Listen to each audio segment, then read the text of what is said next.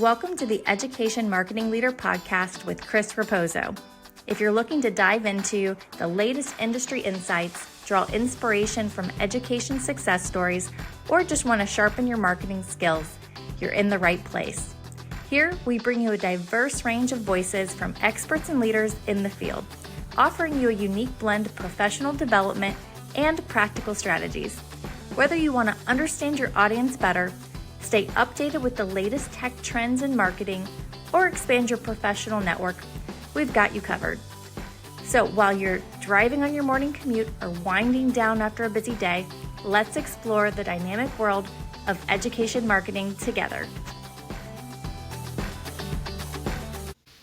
Hello everyone and welcome back to another episode of the Education Marketing Leader with Chris Raposo.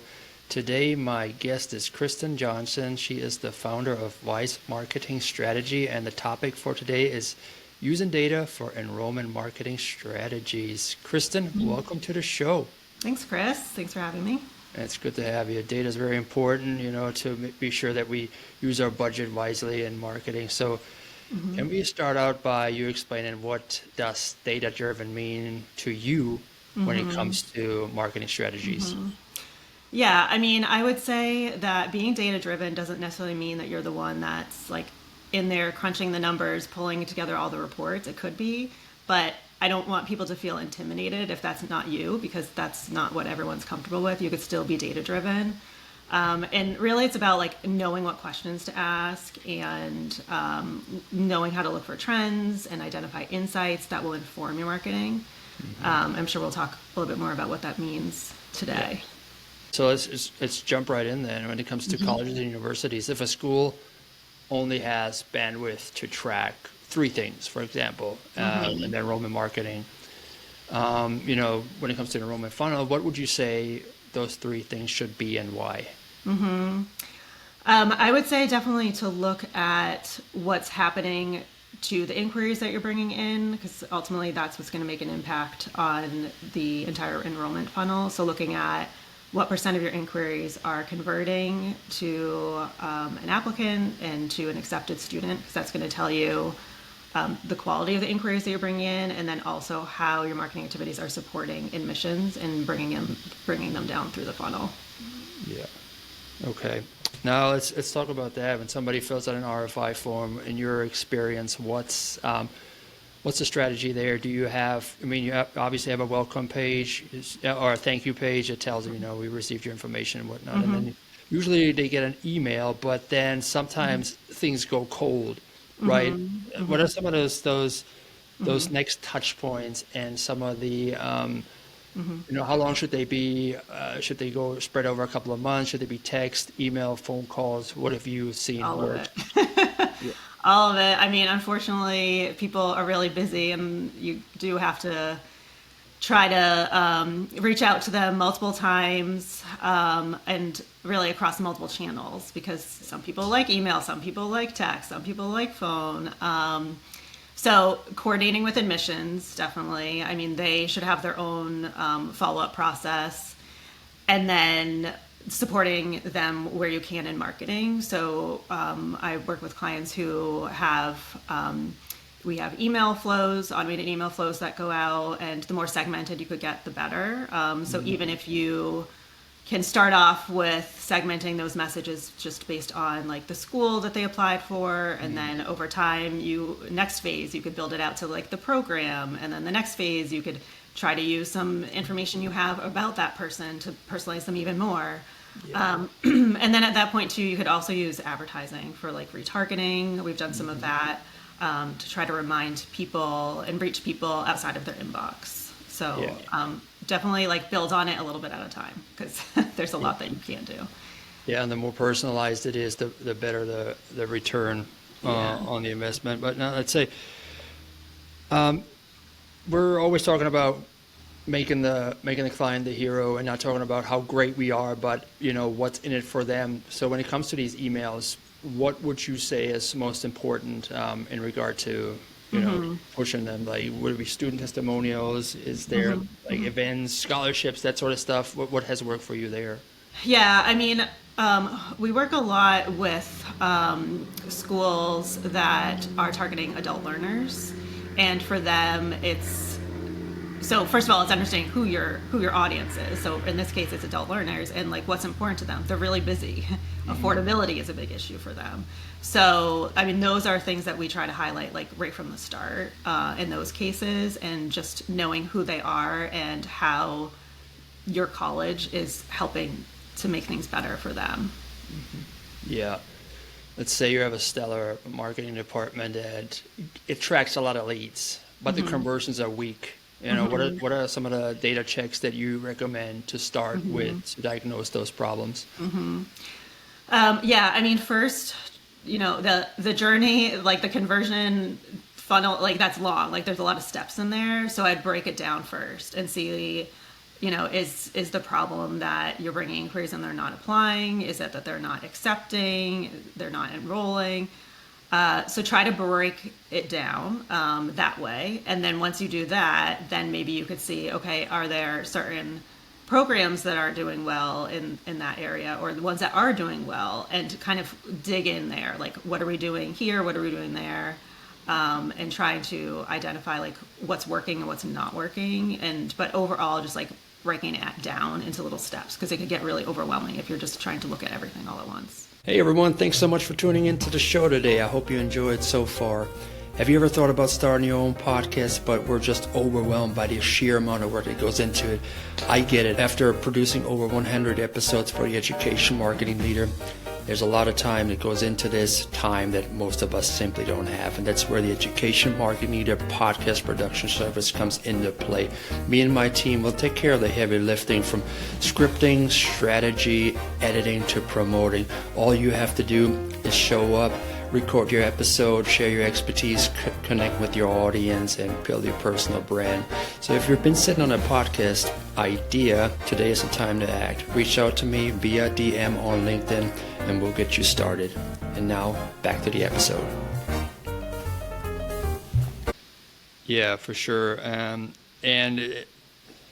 Students, you're usually not the only school they're applying to. They may apply to 5 different schools, and then there's the nurture campaign after the fact is highly important to make sure that you're the one who stays top of mind. But with those different steps, can you get a little bit more practical? It tells us about like how you would do that, how you would start with it, and maybe have an example even. Yeah, I mean, let's see. Let's say, so again, I mean, let's break down all the programs that you're supporting marketing with, and then look at how many inquiries you've brought in, how many are applying, how many are being accepted, how many are depositing, and like create a spreadsheet of all of that, and look at that spreadsheet and see, are there any outliers? Like, are there any where the numbers are really high or the numbers really low? And then from there, you could then look at, okay, for this program that seems to be doing really well, let's try to see like, where are these inquiries coming from? Like, was that the admissions team did some kind of event and like brought people in personally? Is it that we just stood up a longer nurture campaign and maybe that's helping them move along? And then compare that to others that aren't performing well. It may be that marketing, it's beyond marketing. Marketing's not the only factor in moving some along down the funnel, but those are the things that you could do from a marketing point of view to see what's happening.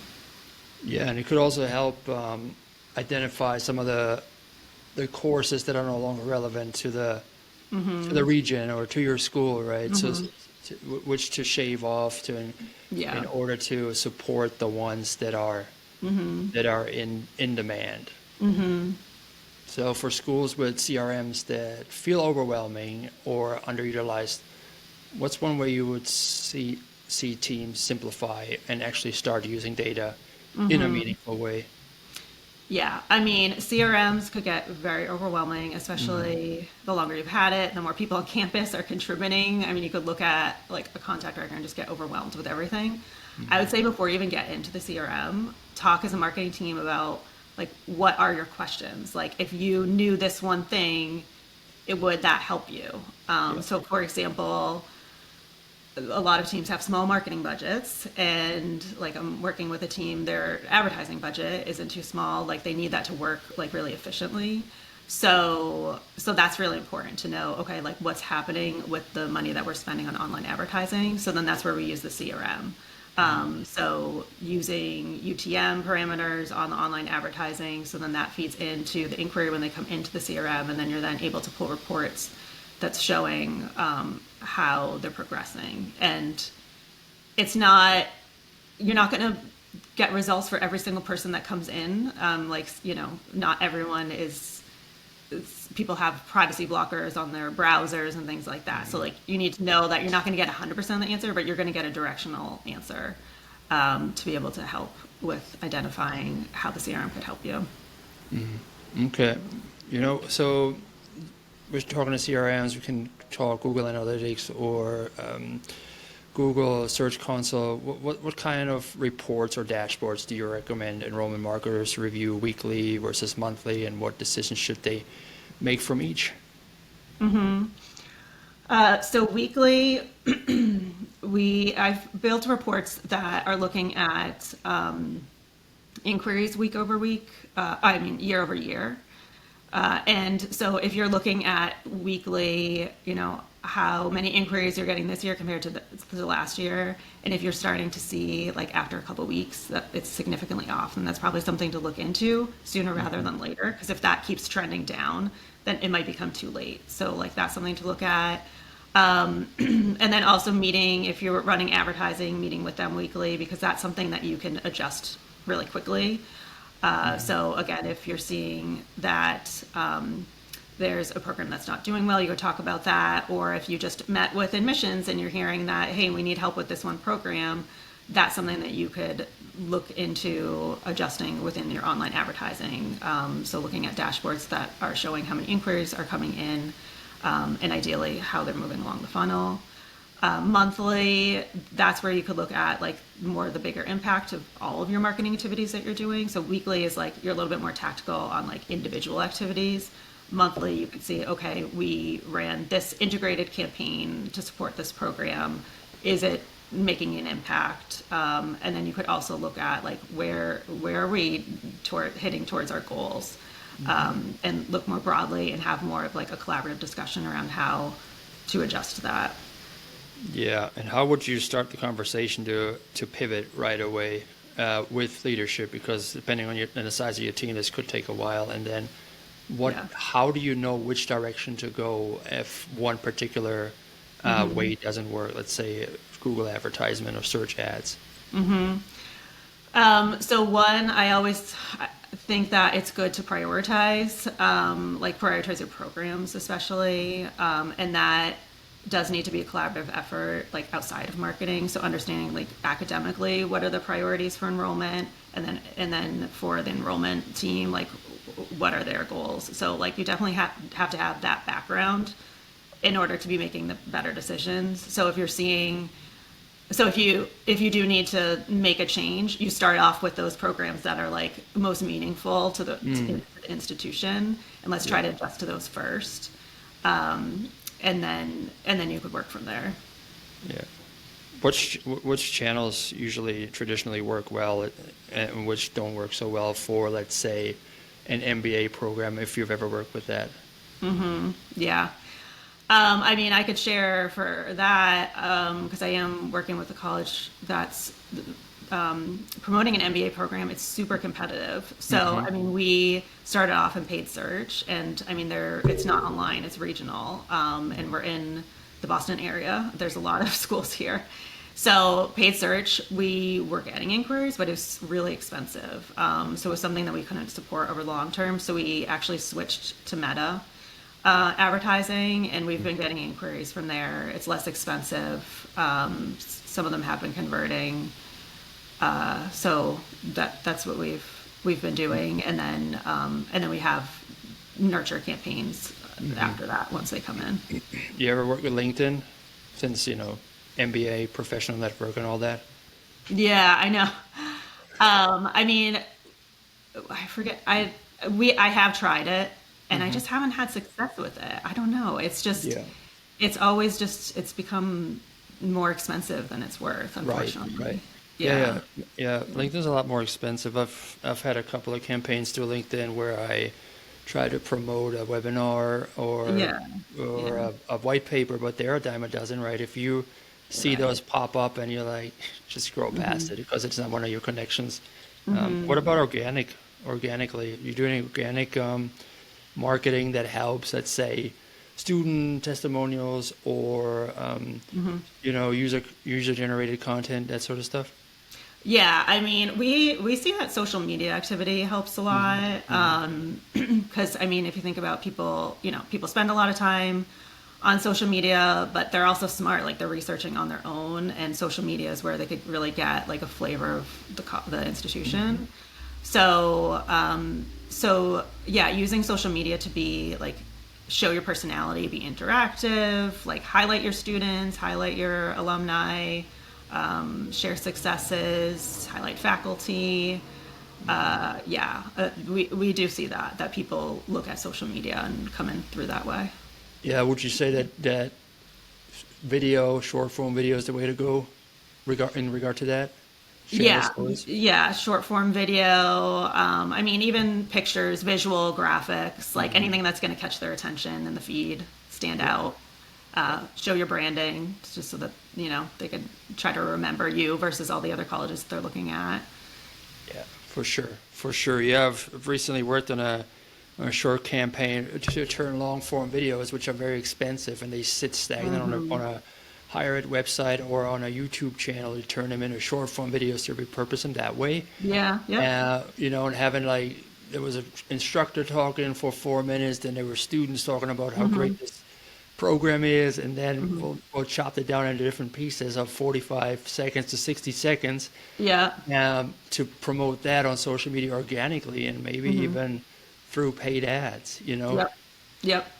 Yeah, I worked with a college who they invested in commercials, and I mean that's not cheap. And the commercials featured their real students, and so those were 30 seconds, and then we cut those down to 10 to 15-second clips, and then we're using those in retargeting campaigns to website visitors, Yeah. and that's been a nice way of, continuing to target those people, share our brand.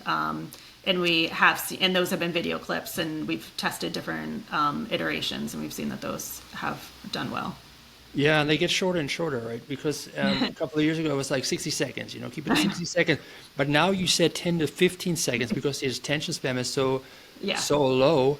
Yeah. And it's also, it has to, like the hook has to hit within Yeah. like 3 seconds. I talked to a Gen Zer the Yeah. other day, and he's like, if I don't see anything that I like it within 3 seconds, I'm not going to watch it. Yeah. So I've seen a lot of these videos that have the wow factor or that attention grabbing scene at the beginning, 1 2 seconds, and then the loop goes back to Yeah. the beginning of it. So Yeah. you want to know what you're going to get. Now, Yeah. how did you get there, right? Yeah. So Yeah. it's a new strategy I've seen Yeah.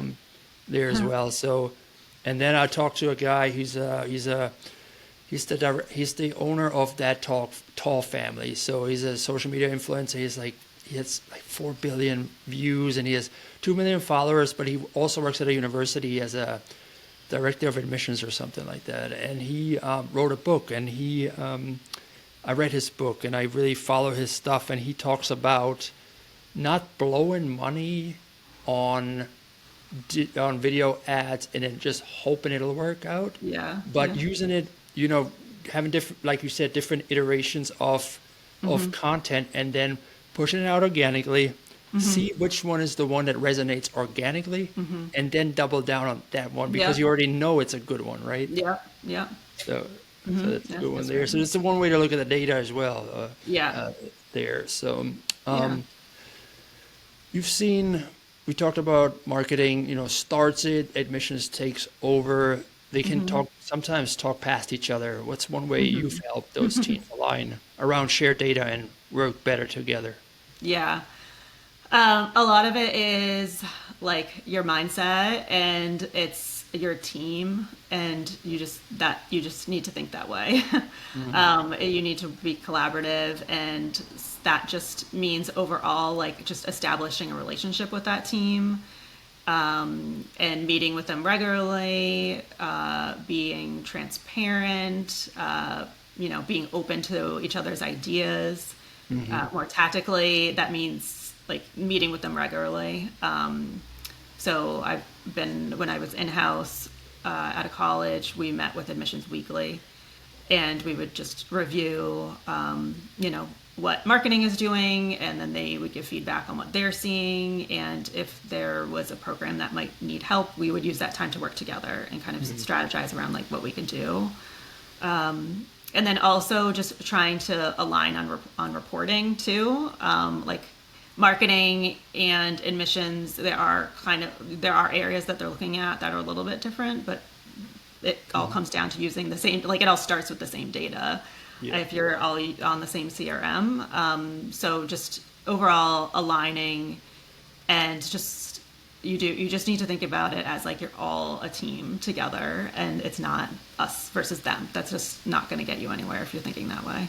Yeah, definitely break down those silos. And but it has to come down from the top, right? Both leadership, both department heads have to be aligned, and then that communication, and you can communicate what you want the team to do, but words only go so far. You have to showcase it and for others to see that collaborative ethos between the two department heads as well, and then not talk about somebody else behind their backs, like, oh, these admissions people or these marketing people, making sure, like you said, come up with a common why, a common goal, and then once in a while share the story of why, the impact that everything has on the customer, so to speak, right? To show, hey, these people came in here looking for hope, trying to have a better life, and because of our combined effort, we were able to accomplish it, and we want to continue to do that for the next generation. Yeah.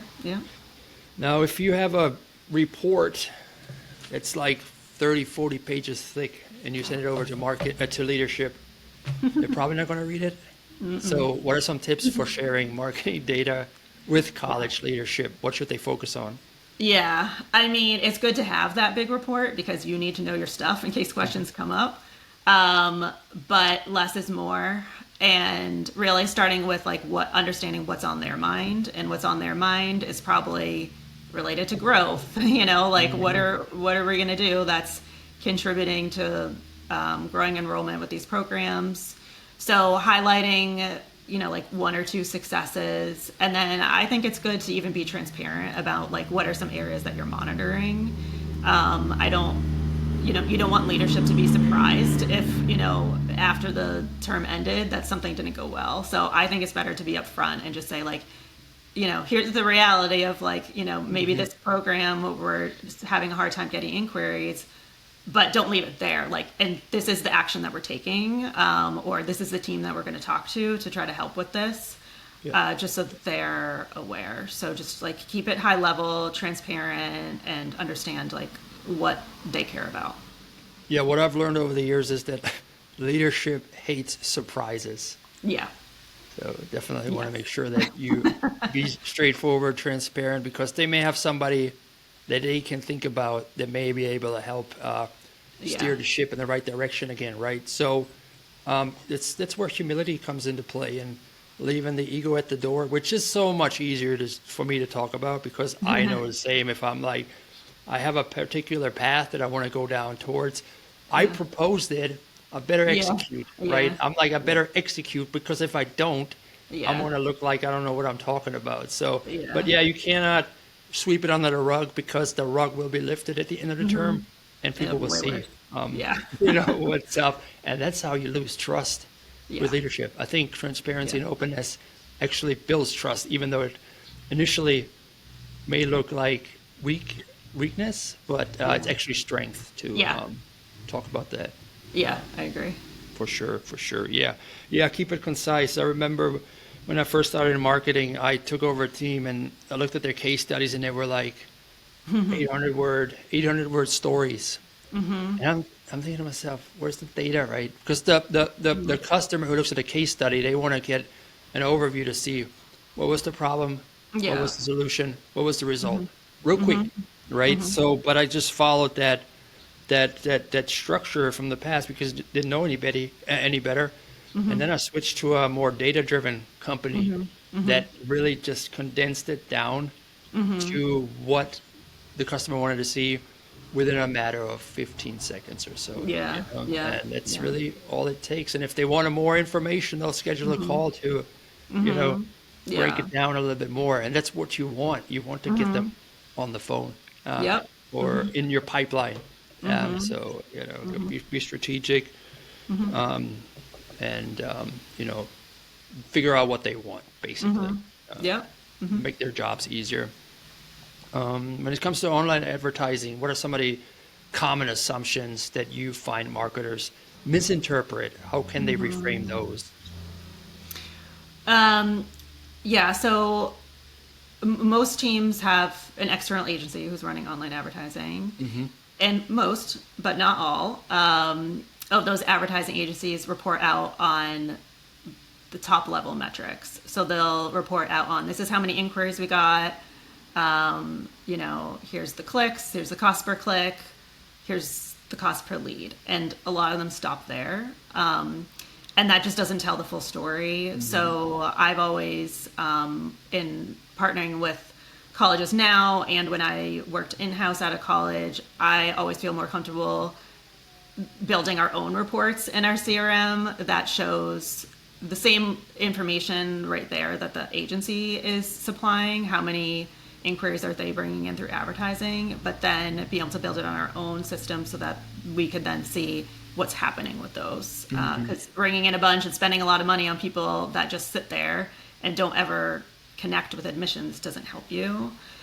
So just know that, like, you should look at the whole funnel, and then you should also bring that information back to the agency, because they're, you know, they could only go so far if they don't have the full story. So I mean, I'm working with an agency now where we meet weekly, and, you know, especially when we're getting up to, you know, the term start, and we're, you know, I mean, right now, like, we have a month and a half left, like, we're really closely aligned on, like, here's what's happening, like, this program, we really need help, and just bringing the information back to them, and knowing that, like, you could do that with an agency, like, and they appreciate it. I worked at agencies before. Yeah. The more information you get from the client, the better, because that's only going to make their performance stronger. Absolutely. I love what you said, though, with the top level metrics, right? At the end of the day, views, clicks, inquiries, they're not going to keep the lights on if they're not going to convert and have butts in seats. But even though it feels good as a marketer because you feel like you did your job, when it comes to that, and then you have, you know, the next department having to make sure that they, you know, actually convert, or at the B2B side, like the sales team takes over, and it's their job to, you know, make sure that they sign on the dotted line. But if they are not ready for it, you know, it's not going to make a difference. If I've done it before, I went on a college site and I just requested information for a program, having no intention to ever enroll in it. I was just interested in what they're offering there, and dream a little bit. But how can data be used to make decisions about offline marketing activities? We've talked a lot about digitally. Let's talk about some of the offline stuff. Yeah, I mean, there's definitely less you could do, but one example is, so we were working with a client who does a lot of out-of-home advertising, like billboards on highways or like on streets, and you could get really granular with like where to advertise, and it could be overwhelming when you're looking at, like, you know, 60 miles around the college, like, where are we going to have these billboards? So we used student data and pulled their locations, so like what zip codes they live in, and then we mapped that, like, visually across a map, and then you could explore that map to see where are most of them located, and then we mapped that to the advertising locations, and we're able to help focus on where we should advertise offline, based on where a lot of the students come from. Smart. Yeah, billboards on that highway, they can instill hope sometimes, because especially for the adult learners who are coming home from a dead-end job, it kills them every day for 8 hours. Having that billboard out there to showcase, there's a better future waiting for them, can be very powerful. I always thought, when I used to commute in the past, that's why lawyers do it on the highways too, right? Have a car accident. Hit them right there. While they're in that mindset, if they have one, same with people commuting back and forth from work. Trying to find a better job. AI is hot. Everybody's talking about it. A lot of them claim to be experts. I use it all the time. I love it. It helps me with my work. Are you using AI at all in data analysis? I mean, it's crazy. Like every day there's a new AI tool coming out. Like it's a lot to keep up with. I haven't explored anything beyond ChatGPT. Well, I've tried other things, but ChatGPT is what I use the most. And that's the most accessible for most people. So I'd say start there if you haven't started anywhere. And I mean, one example that I worked on the other day was I was working on a report, and I had an insight that I wanted to get across, and I knew that it would benefit from like a visual on the slide versus just like bullets. But I'm awful at like figuring out how to visualize that. So I went to ChatGPT and I said, like, here's the insight that I want to get across. Like, how would you visualize it? And then it wrote out like, use these icons, have these arrows doing this, all this.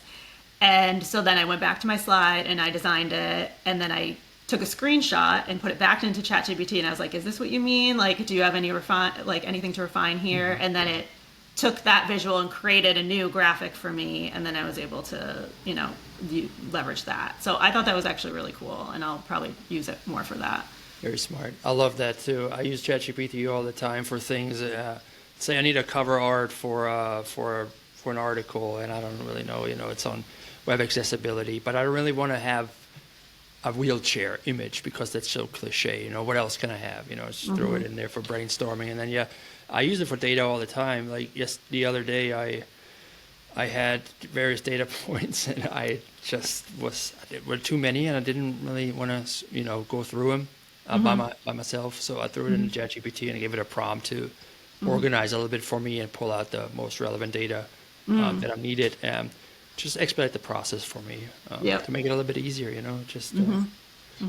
lot of people hate on it, but if you use it for things like that are tedious, it can really help with that lift. To bring the episode to a close, what's one thing a listener could do this week without any new tools to better connect their marketing efforts to enrollment outcomes? Yeah, I mean, I think for marketing to do really well, they need to understand the bigger picture, and really understand, like, especially in enrollment marketing, like understand the business of the college and like what matters to the institution as a whole. So I would say, like, even get out of the marketing team and like set up a meeting with people in other departments that interact with the enrollment funnel. So definitely like people on admissions, maybe even people on the academic side, if there is someone like in the president's office that you're able to talk to, and just really just talk to them about like, what do they care about? Like, what are they measured on, and how marketing could help them. And I think just like understanding the bigger picture and where everyone is coming from could make your own marketing stronger. Absolutely. So tell us a bit about Wise Marketing Strategy and how people can connect with you after this episode. So Wise Marketing Strategy is a marketing consulting company. We only work in the education space with colleges and education companies. And we really specialize in working with small marketing teams that are like in the grind on the day-to-day execution. And we help them transition into being more proactive strategic marketing partners aligned to the organization's growth goals. Awesome. And you can learn more, wisemarketingstrategy.com, or reach out to me on LinkedIn. Happy to chat. LinkedIn. I'll be sure to tag you in the recap so people can find you, as well as the show notes. Kristen, thank you so much for your time. Really appreciate the episode and the conversation. Thanks, Chris. And that's a wrap for this episode, everybody. Thank you so much for tuning in to Education Marketing Leader Podcast this week. If you enjoyed this episode, be sure to share it with your friends and your network. And if you ever thought about starting your own podcast, now that you listen to one and you got inspired, reach out to me via DM. We'd love to help you launch your own. We'll take care of everything for you, the scripting, the strategy, the editing, the distribution. All you have to do is show up, connect with your audience, and build your personal brand. So if you're ready for it, let's chat. And for everybody else, we'll see you next time at the Education Marketing Leader Podcast. Take care, friends.